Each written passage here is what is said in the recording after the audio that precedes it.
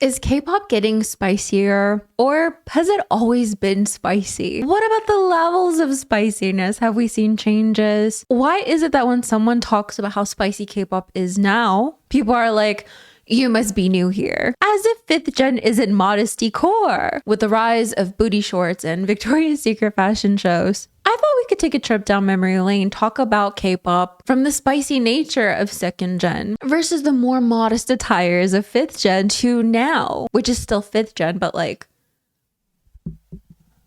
or are we secretly in 6th gen? There's been a change though, I will admit. So welcome to an episode of Kpop Cancelled. My name is Angelina, and let's get started. You might have noticed the background is different. Yes, so I moved. I'm no longer ruled by a slumlord parasite of a person. It's great. Wow, I'm still being threatened to be taken to court, but you know, she's grasping at straws here. What can we do? Yeah, I hope you like the new background. I'm hoping to have a different background for the podcast. I just haven't quite figured that out yet. But yes, we're in a new space. New me, new year, new jeans, new tea.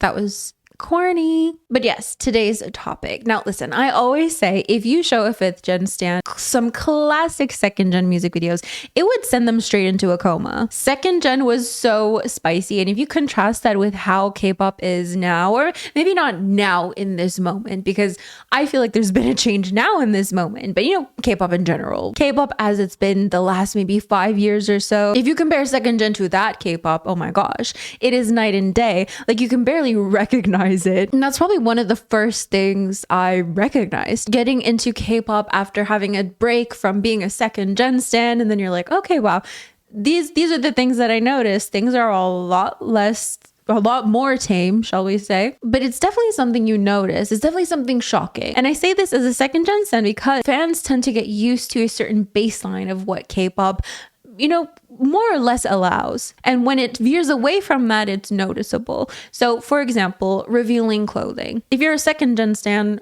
well, maybe you're used to this, but it's still within a specific parameter. Because yes, you could have suggestive clothing, but maybe it's still a little bit K-pop modest at the end of the day. But in 5th gen, I mean, ooh, absolutely not. But continuing on with my list, suggestive choreography. This is something you see less and less. I mean, do you guys remember when ENHYPEN came out with Bite Me and fans were going wild about the choreography with the female backup dancers? 2nd gen stans were sat there like, oh, what about Venus by Shinhwa? What about this song? What about that song? Troublemaker, if you will. Like, I think 2nd gen stans were definitely not surprised or shocked at that choreography at all. But if you were a 5th gen stan, if you're, you know, a new gen K-pop stan, it is shocking because you just don't see it. It's not that you think it's shocking. That's the thing. That's why I came up with the term K-pop shocking, trademark. It's something that is shocking within the context of K-pop, but maybe you're not shocked by it. Like maybe you seeing ENHYPEN dance with those female backup dancers, you're not like, oh, great heavens, what on earth is this, you know? But like, if you're a K-pop stan and you're not used to seeing that, that's not something you see in your space, then it would be K-pop shocking. You could notice that it's shocking from far, maybe. Yeah. But anyways, I remember that being a whole thing. They got so much backlash to the point that they had to change the choreography. They literally, fans were boycotting the comeback, saying change the choreography or else, and change the choreography they did. Next on my list, idols kissing. There was a reason that Rose kissing that guy in her music video for Toxic Till the End was shocking. It's because we don't see this anymore. In 2nd gen, however, everyone was kissing I actually don't know. I don't remember a lot of kissing, to be honest, even within music videos, but I feel like take me back then, I probably won't bat an eye to it. What about kissing? I don't remember, guys. But like the new generation of K-pop, you know, we went from 2nd gen music videos having whole storylines with a love interest. And that's something I noticed so much with newer generation of K-pop, is that the music videos tend to have less storylines. And if they have a storyline, there's no love interest. And if there's a love interest, it's a character. I think back to one of Somi's music videos where the ex in the music video was a teddy bear or portrayed by a teddy bear. Like you'll often see that like the love interest is a character, because idols will often have to say, you know, well, this isn't a song about love. This is a song about our fans, love for our fans. It's not a love song, but a song that shows our appreciation for our fans. And it could be like so romantic. The lyrics are like, I love you so much and you're my entire world, which mind you does work for fans, but I'm talking more specific. You can think in your head super specific romantic lyrics, and the idol comes out and says, no, this song is about my fans. A lover? No. Where? I've never seen one before. But you know what I'm talking about, right? We went from music videos that had storylines and love interest to music videos that just didn't. So for an idol to kiss someone in a music video, I mean, it's unheard of. And when it happens, people are shocked. So that's why I thought Rosé kissing that guy was K-pop shocking. I mean, it's not shocking in and of itself. You see people kissing all the time. You see people kissing in other music videos, maybe non-K-pop music videos, on TV, in movies, in media. You see it all the time. So it's not like actually shocking. But within the context of K-pop, I would say it is. And again, I think it's because we've established a baseline in K-pop. Or the baseline was established. I'm not saying we established this. Like there's a baseline that's been established. Idols rarely go against that. So we just get used to it. Next up on my list, booty cheeks, full stop. Just plain old booty cheeks. Now here's the thing. People will argue that second gen was spicy, but I have to argue that the butt was often off limits. I mean, it's not that you didn't see the butt, but you didn't see the butt. You know what I mean? We'll get more into that later. But here's the thing. Every time I mention this, there's always somebody who's clearly not listening, and they'll be like, second gen was actually so spicy. You must be new here. Yes, that's what we're saying. If you made it this far into the video and you're going to say second gen was spicy when I say K-pop is getting spicier these days, I fear we have a problem. There's something you need to listen a little bit better than that. Yes, that's exactly what I'm outlining right now. That's exactly what I said. So I made a short about this, and I received comment after comment after comment that said that exact thing. And I'm like, did you watch the short? Because I'm pretty sure I mentioned that in the short. Second gen was spicy, but then we went through a modesty era in fifth gen, and now it's getting spicier. Are you new here? You must have never seen girl. But I digress. This short, I was talking about how Wonyoung has been wearing cheekier outfits. Well, actually, the hook for the short was, is K-pop getting cheekier? And I meant that in a very literal sense, that we're seeing more and more cheeks in K-pop. It's just a statistical fact, I will say. You know, as your residential, totally legit K-pop journalist, I'm telling you, this is a fact, that statistically, there are more cheeks in K-pop.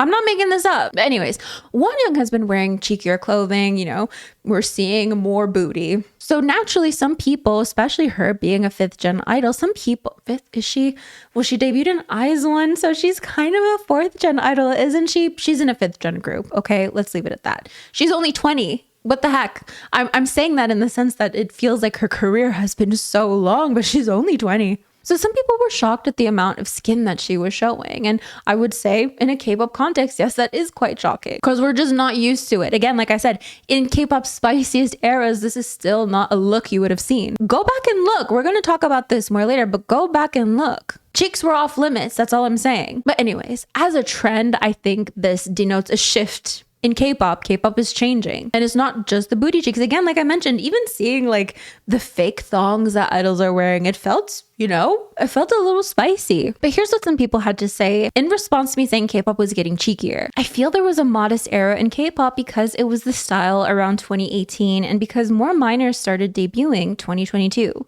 For an example, Inche or Iso. But you can also see their groups, IVE and LE SSERAFIM, have become a lot cheekier, but I feel that's because now they are no longer minors, so they can do a bit more mature concepts. And for Blackpink, honestly, I don't know what to say. I think they've just become very westernized, but yeah. Plus, in older groups, you can see them doing mature concepts like TWICE, so I literally don't care what idols wear as long as they're adults, or if they're a minor, that there's proper safety precautions in place, like shorts, cover-ups, etc. But I do think it's a little weird that with Katseye specifically, the two youngest members that aren't minors are the ones sexualized the most. Also, TWICE showing the girls in the Victoria's Secret fashion show, that was unexpected. And then the edit, y'all in the comments need to chill. I don't even want to open that comment section. I can smell it a mile away, because what they're saying is absolutely true. I was K-pop shocked seeing the girls girls at the Victoria's Secret fashion show. And it's literally a lingerie show. What else do you expect? And it's not that they're not adults. It's not that they're not allowed to do this. This isn't coming from a place of judgment, by the way.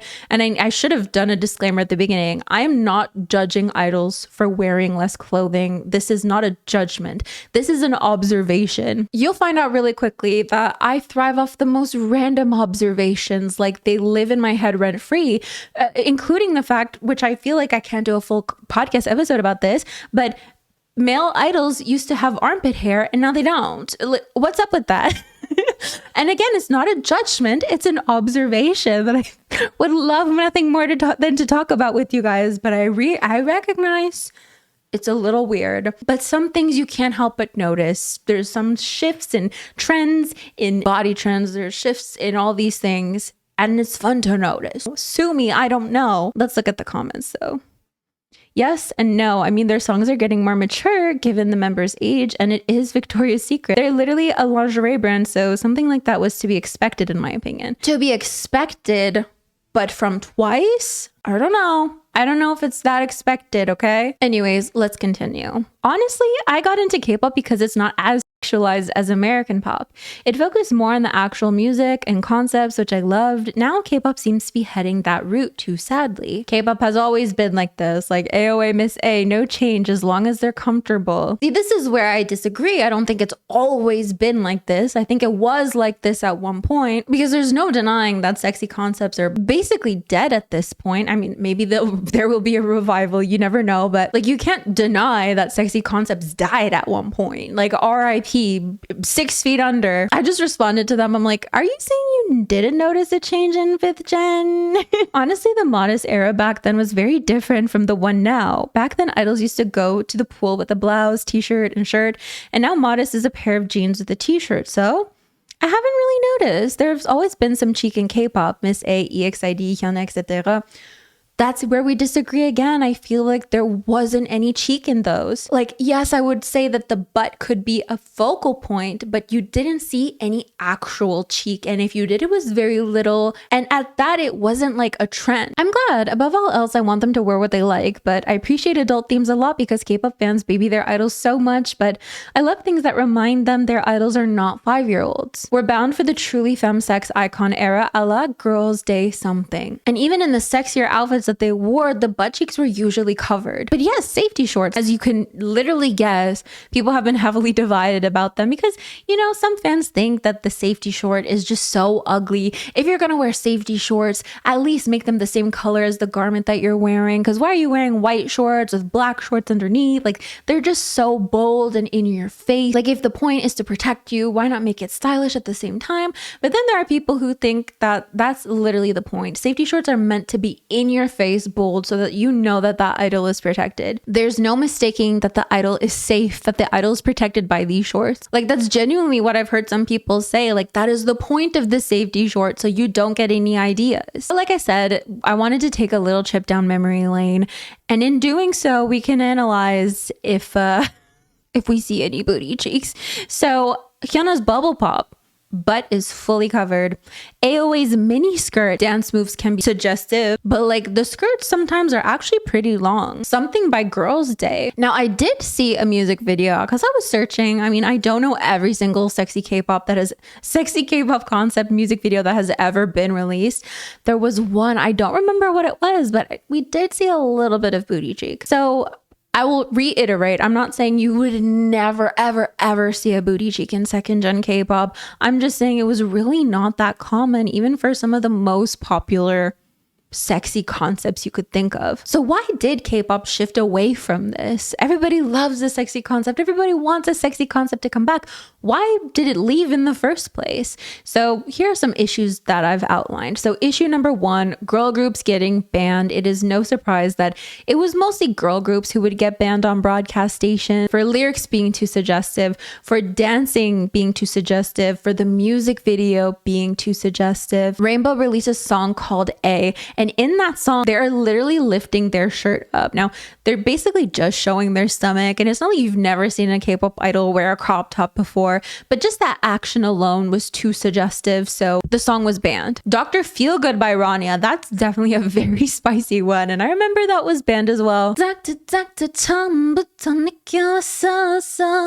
a good song though. Hyuna Bubble Pop. So the choreography for this was suggestive because of the male backup dancer. You know, she's kind of like grinding on him. Now, the thing is, when your song gets banned, or maybe the song doesn't get banned, the music video gets banned, the performance gets banned, usually you just have to change the aspect. Obviously, if it's a music video, maybe that's not so easy to change, but if it's a lyric, you just change the lyric. We've seen it all the time. Idols change the lyrics on their songs all the time to be able to promote on music shows. You'll notice that they take away brand names. So two baddies, one Porsche is two baddies, one squad. And mix popcorn and zero Coke turns into popcorn and zero cup. Or if they're swearing in the song, they'll change it. Le Seraphim Spaghetti. Bad bitch in between your teeth turned into bad dish in between your teeth. You will also see idols covering up their tattoos if they want to perform on music shows. There's a lot of things you can do to be able to perform on music shows, but sometimes idols will not change the offensive parts of their songs just for a broadcast company. And that's what Hyuna decided to do. She decided not to change the choreography, or maybe Cube decided. I don't know who decided, but at the end of the day, the choreography wasn't changed and promotions were just stopped at that point, I believe. But back then, it was way more common than not for girl group songs or soloists, female soloist songs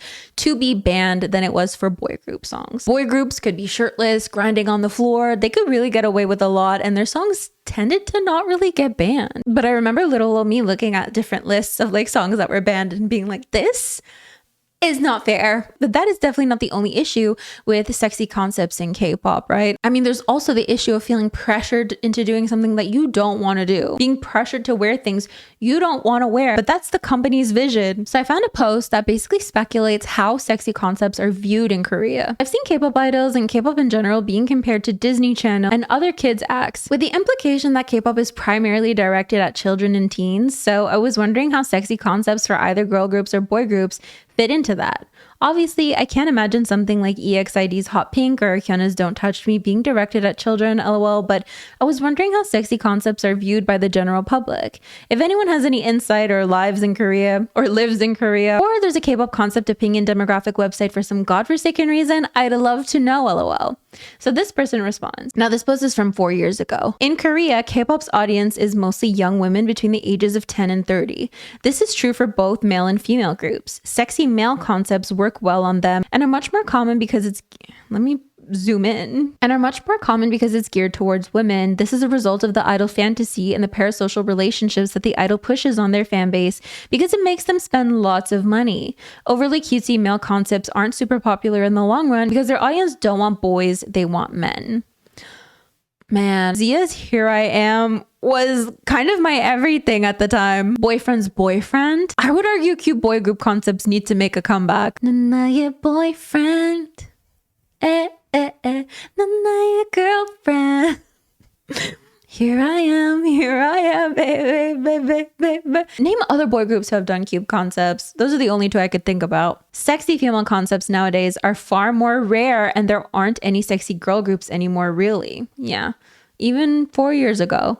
Examples of groups like this were Stellar or Nine Muses. However, these types of groups don't exist anymore because there's simply no audience for it. Sexy girl group concepts find their audience primarily in male fan bases, which there are far fewer male fans than female fans and generally alienate female fans. They were a lot more common in the first and second generation, but by third generation, the audience primarily shifted to female fans. You've also probably heard that girl groups are more family friendly and therefore more known to the general public than male groups. Sexy girl groups are not family friendly and therefore are far less well known. Some groups have succeeded though, like EXID or AOA. You also can't really do a sexy girl group concepts with underage women. Some have tried and the backlash is massive. Therefore, sexy girl groups need women in their early to mid 20s just to debut, which limits how long they can really remain as a group. Female idols tend to fall off a cliff once they hit their 30s with a few exceptions. It's far easier for a group to make a family friendly general public-friendly group that is typically a girl crush or cute concept, or sometimes both, that also sometimes borders on a sexy concept. Probably the group that does the most sexy concepts for a female group would be Mamamoo, which is much more acceptable since they are women in their mid to late 20s, and because they appeal to a female fan base that sees it as empowering rather than superficial with many other groups.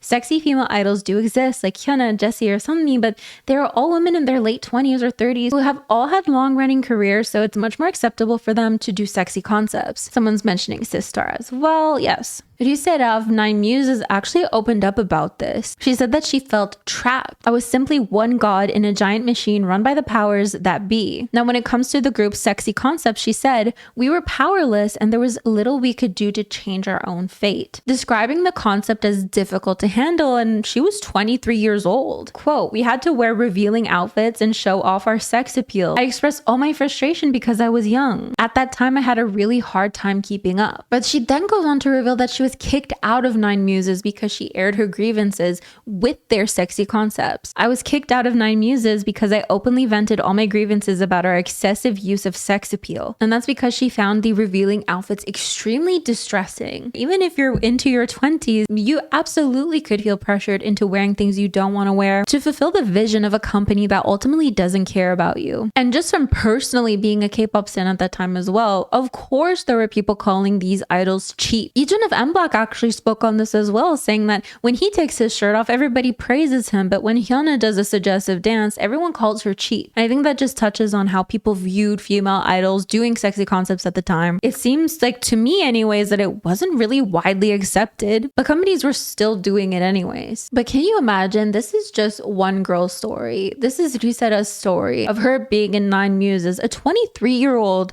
in a group, a model group, because they were all tall, like that was their thing. And she does touch on insecurity and how she compared herself to the other girls, how she'd go home and cry to her mom every day saying, why was she born so unattractive? That's just one idol's story. We can only imagine the amount of idols who were forced into concepts they didn't like and who just have not been able to speak about their experiences yet. And her story is exactly why people don't speak out about this stuff, because she was kicked out of the group for airing her grievances, right? The minute you air your grievances, the minute you disagree with your company, the minute you become difficult, then suddenly they don't want to work with you anymore, and they're going to find someone who won't do all that. It's just really sad. And here's the thing.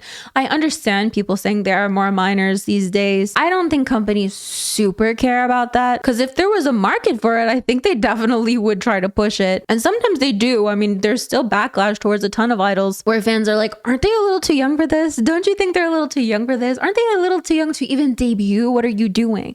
There's still these same criticisms. I just think sexy concepts don't have a market anymore, or maybe they will start to have a market. We'll see how K-pop shifts from now on, but I think safely speaking, generally speaking, there's no market for it, so the company's not going to try.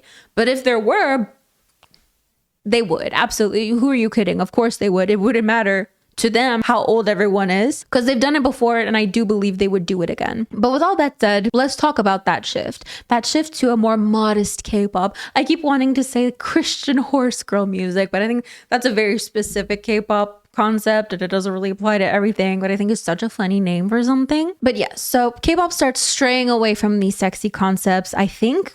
Here's my theory, because they're not marketable anymore. Maybe they never really were super marketable. Maybe it's kind of like virality marketing.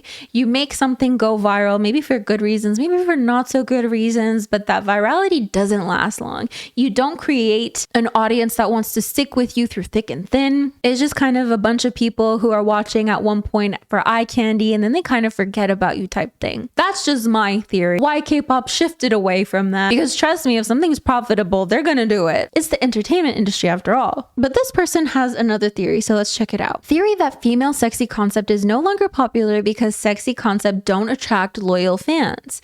Basically the title, yes, sexy concepts attract a lot of attention and views. It can give new girl groups music wins and all. However, the male fans the concept attracts don't stay loyal.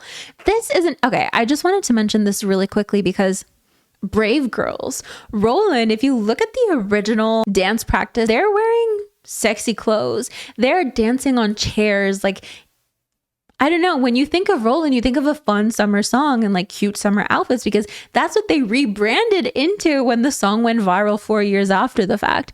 But originally it was a lot sexier. And I think that speaks to how times have changed, because when it was originally uploaded, maybe sexier concepts were more preferred. But then in 2021, K-pop does not care about sexy concepts anymore. So then Roland becomes a completely different song. I don't know, I just thought that was interesting. Continuing with the Reddit post, parasocial relationships is very important in K-pop when it comes to securing a loyal fan base. One theory is many male K-pop fans see sexy concept groups as mistresses that they casually follow. In other words, they don't devote much time, money, and energy to sexy girl groups. Instead, innocent, elegant, and cheerful groups are much more effective in developing parasocial relationships from fans. These thus become the ults, with fans calling them wife. In China, there is a saying that goes, "It's okay to think someone is pretty or handsome, but you are hopelessly in love if you find the person cute." I personally agree with this statement. If you look at the solo stans, no matter whom they stan, they all share the commonality of victimizing and babying the idol. Non-sexy concept girl groups provoke this protective behavior more than sexy groups. In addition, it's much easier for innocent girl groups to occasionally go for a sexy concept than for a sexy girl group to change up and go innocent. At the same time, sexy girl groups don't attract female fans as much as other concepts. All in all, if sexy concepts are lucrative, the concept would have been far more common. That's what I thought. Here's a response to this. I think companies are also realizing female fans should be their target audience. They're loyal to a fault and are largely the reason GGs have been seeing album sales on par with boy groups. If we take that into account, you see fewer GGs that pander to a version of sexy that's more for the male gaze. If you don't get what I mean, I think about the difference between Miss A and the empowerment in their lyrics and variance in their concept, bad girl, goodbye baby, hush, I don't need a man, versus girl groups designed to titillate, AOA's miniskirt or the Girls' Day song where the choreo was suggestive as possible. But of course, there's still a lot of people who are like, we need sexy concepts back, we need more adults in K-pop doing sexy concepts. And then there are people who are like, you're just creepy, like you're literally gross. This post points out, anyone else miss the sexy era in K-pop? And they name some songs that they've been liking. Hush by Miss A, Gone Not Around Any Longer by Sistar. That song is gorgeous. It is beautiful. Up and Down by EXID, Full Moon by Sunmi, every single comeback by AOA at the time, Something by Girls' Day. But let me know, do you miss the sexy concepts or the cute concepts? Because I feel like we've kind of lost both. And then this post that basically says, the obsession with sexy concepts in K-pop is low-key predatory and annoying at this point. So they say, a lot of you have this mindset in regards to mature sexy concepts that, 1, all adult, sharp-featured idols have to do sexy concepts. 2, the idols from the past who did it wanted to. 3, that no minors were ever forced to do it in the past. 4, it's okay as long as they're adults. 5, it's normal to constantly remind an idol and their fans they would look better, sexy/mature. Point number 1 often comes up when an older idol is put, or as the narrative goes, forced into a more relaxed or cutesy concept. You get, they should be in a concept that fits them, waiting for all the members to turn 18 plus. But can y'all hear yourself? So they can be forced into an age-appropriate concept, but you constantly reminding them that they should do something else and plotting on the other members to do the concept isn't forceful. You look at an idol who did good in one edgy performance and it's suddenly impossible for them to experiment. Why must they be forced into what you believe is good for them?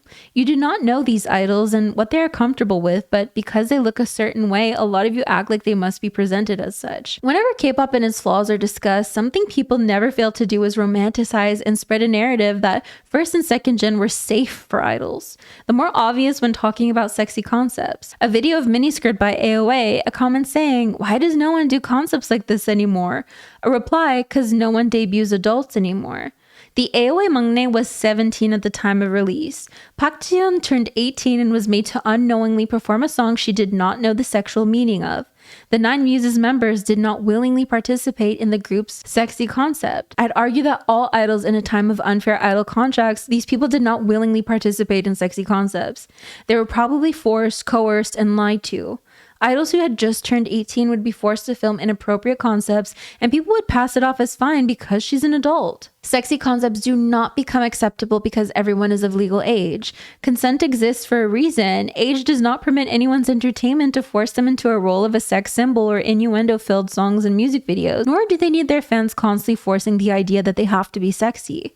How would you feel if you were on stage doing quite well in a cute concept, but instead of praise or admiration at your versatility and skill, you get constant comments from the same people refusing to let go of the fact that you are not doing a sexy/mature concept? This whole post came from the hate Yuna is facing. It's impossible for a 20-year-old to be cute in a lot of your eyes, so she has sharper features. Will you deny she has good stage presence and does well in eyelid stages? Her fan cams, sexy concept, wasting her talent. She has never made any comments about not liking her group's concept, and she said she enjoys it. So why is it impossible for her to enjoy her work without the label of sexy and mature being forced on her? And like I said before, you don't know what she's comfortable with. Is it every idol who wants to dance be sexy? Is it every idol who hates being cute? If this is messy, too bad I was ranting. And I definitely think this is something people argue about, because if an idol is 18, like that is everyone's excuse. Well, they're 18, they're an adult. Don't you know what 18-year-olds dress like? If they're 17, well, they're gonna be 18 soon. Don't you know what 17-year-olds dress like? But from 17 to 18, I mean, your life does not change that much. Getting older is more like a spectrum than just a